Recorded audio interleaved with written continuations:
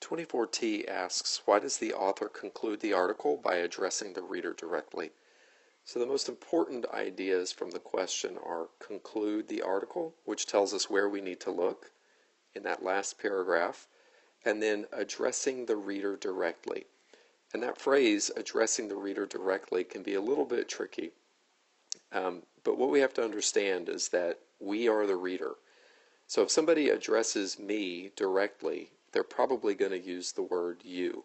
So when I go back to that last paragraph, when the author concludes the passage or article, I'm trying to figure out, why is the author using the word you, talking to me directly?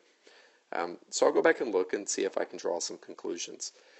These are conversations we all should have, and it's not that hard to begin. Just let me see your lips when you speak. Stay in the same room. Don't shout. Ask what you want to know.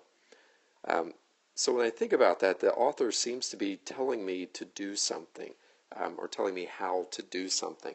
So I'm going to look at my answer choices and see if there's an answer choice that deals with telling me how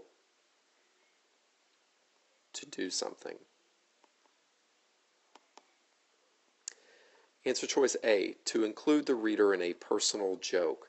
Well, the key word there is joke, and remembering this passage and having been through it a couple of times now, I know that there's nothing intentionally funny about it, so A is pretty easy to eliminate.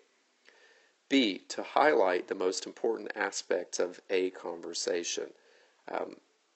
Key to that one seems to be a conversation, one conversation, and to highlight the most important aspects of one conversation. Well, when I look at paragraph 16, these are conversations we should all have, and it's not that hard to begin.